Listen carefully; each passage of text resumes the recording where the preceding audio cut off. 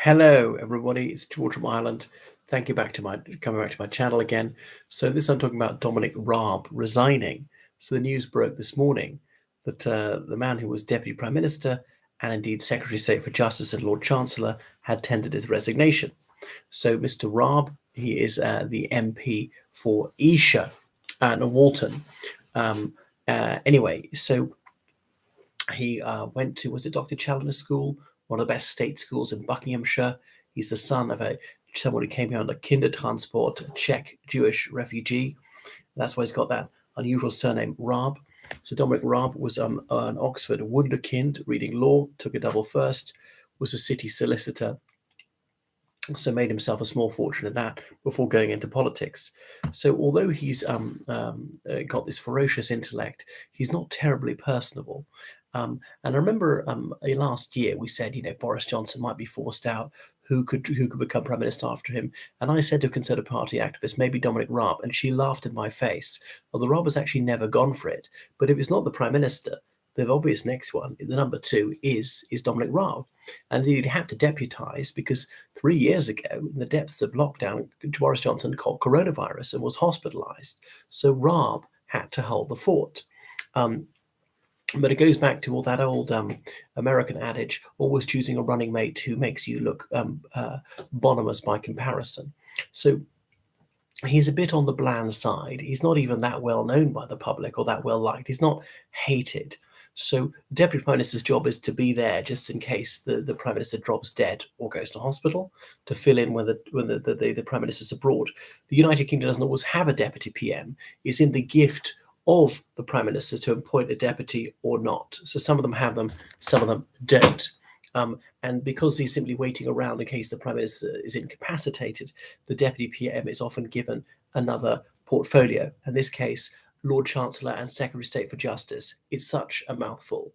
You can just say Lord Chancellor or just Justice Secretary.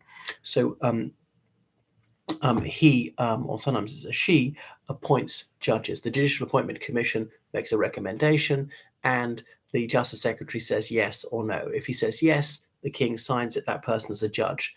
The Justice Secretary can say no, and the Judicial Appointments Commission puts forward another name, and so on. So he's ultimately in charge of the judicial system. Anyway, he was alleged to have bullied civil servants. Well, what is the bullying? Now, Raab says the threshold is too low. I mean, it can be various things. It can be insulting people, any acts of violence, any threats, being very demeaning, being completely unreasonable, giving them too much of a heavy workload, not giving them opportunities to achieve things, stuff like that, ignoring them, being deliberately late or whatever, being unduly critical. So anyway, they appointed a barrister to write a report into this, and there have been leaks about this for months. So the civil servants, they're part of the Westminster Village, they've got journalist friends, and Raab, for whatever reason, didn't riposte until recently, perhaps a foolish media strategy. So the civil servants, they're human beings, they have opinions, and being university graduates almost without exception in London under the age of 67, there's a high chance that they're anti-conservative. Not all of them. Now, one could be anti-conservative and still fair-minded and still completely ethical and professional, but I would suspect that not all of them are quite so pure. Anyway, so they've got their own financial interests, and there are some conservatives who say the idea that the civil service is neutral is a myth. They're all leftists, and they're all trying to bring down the Conservative government. And obviously, when Labour's in office, they sometimes say that the civil servants are closet conservatives. And there's more truth, I think, in the first claim than the second, because public sector workers are very seldom Conservative voters. But doesn't automatically mean that everything that was said about Raab is false. In fact, every word of it could be true. And there are a number of finding of facts that, yes, he had bullied people. Only a few things were found to be either false or else dubious. So that he had been unduly critical of some work and just rude about it. If you could say it was unsatisfactory, but saying it was useless and worthless and things like that. So he's said to be a workaholic. He puts in a 7-day week and expects others to do likewise and work very long hours as he did during the city. And as I say, he's sort of got like a low emotional intelligence. He's not a particularly entertaining man and is bereft of a sense of humor. So That was it. And the word being used around the civil service is relief. Civil servants, a source of mine said that, he had to go. Had he not been resigned or been sacked, then, the cabinet ministers could carry on doing this. There have been persistent allegations against Priti Patel, who I can tell you is abominated by most of the civil service, though there is one department which actually rates her. So it's very telling which civil servants, which departments like their cabinet minister, and which one do not. Even though nobody could fault his work ethic, he was worked perhaps too hard, and he said the bar's been set too low. If you're a demanding taskmaster, if you set high standards and enforce them, they will call you a bully. But some people say, well, that's impliedly saying that low-level bullying is permissible, and others say we must underscore the absolute impermissibility of bullying under any circumstances. But there's the trouble of the definition of what counts as that. Anyway, so this came out yesterday. Some people think that Rishi Sunak, the Prime Minister, did it, but the Prime Minister presumably told him he had to go, because even this morning, actually, there were headlines, no, Dominic Raab says he's going to fight on to the bitter end, and presumably it was an ultimatum from Sunak. All right, spare me the embarrassment, please resign. If you don't, you will be sacked. It's mildly less humiliating if you fall on your sword. So that's what Raab did, and he writes a letter to the Prime Minister, Dear Rishi, I'm very sad, we're going to resign for these reasons, and some other statement, sometimes as a parting shot at the PM, the sort of thing you wouldn't say if you're staying on the cabinet. And the Prime Minister write back saying, I thank you for your letter. Unfortunately, I have to accept your resignation, but I'm very grateful to you for all the wonderful endeavor you've put in, blah, blah, blah. So there'll be some sort of exchange like that. And they always do it on Christian name terms these days, or Hindu name terms in the case of Rishi.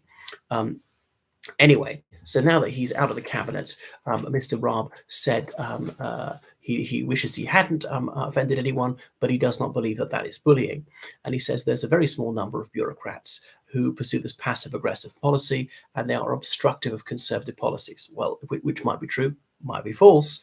Anyway, and he says that they've been leaking like a sieve. Well, that is true. And there are obviously hundreds of civil servants in his department, but he only dealt with a small number of them on a day-to-day basis, the most senior ones. And he says the majority of the accusations against him were found to be bogus.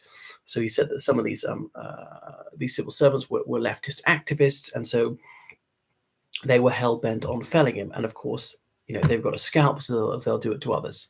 And there might be some truth in that. But anyway, so he says this is undemocratic. So it would be fascinating to find how they actually vote. But as I say, you could be a Labour voter and still be a civil servant who serves the Conservative government faithfully. You could be a Conservative voting civil servant who serves a Labour government to the best of your ability, because that's the idea as a civil servant. Whether you agree with it or disagree with the policy, you must implement it to the best of your ability. Yeah, if you tell the cabinet minister your policy is impossible, not going to work, and they say, I don't care, go ahead and do it anyway, you've got to try your best to make it work. Anyway, so that's it. Anyway, the trades union for most of the civil servants, the FDA, says that Raab is talking nonsense, and these conspiracy theories really have no purchase on reality, and that the civil service is even-handed and is neutral, and that Raab ought to accept what the independent investigation said. So he's really just clutching at straws, and there's nothing justificatory of his outrageous behavior. As Adam Tolley, King's counsel, he's the one who looked at the 8 complaints against him. So Raab, he'd been foreign secretary and indeed Brexit secretary. So some of these allegations go back in a few years, supposedly abuse and misuse of power, behaving in an intimidating manner, being persistently aggressive towards some of the functionaries, and so on. So Raab had said that he would resign were there any finding that he had bullied people, but he did criticize the findings as flawed. Now, how do we know that the case who did it is absolutely correct? Well, we don't. But someone's got to do it. I mean, I've not actually read it, only a synopsis thereof. So anyway, will he stand again in Esher and Walton? He probably will. He won by only 3,000 votes last time. Now, bear in mind, that was a bad year for the Liberal Democrats and a good year for the Conservatives. So probably lose next time, because next time is said to be a very bad year for the Conservatives, although not a particularly good one for the Lib Dems. Admittedly, that was a Brexit election. It was a very Remain area, quite a middle-class, Europhile, small L Liberal area. And that's why that boosted the Liberal Democrats with their crystal clear anti-Brexit policy. So as that won't be an issue, Brexit's a done deal, Lib Dems are not promising to reverse Brexit, that might mean that the Lib Dems don't do as well as people think, but as the Conservatives do abysmally, then Raab's time in Parliament is over. Thank you for watching the channel. Goodbye.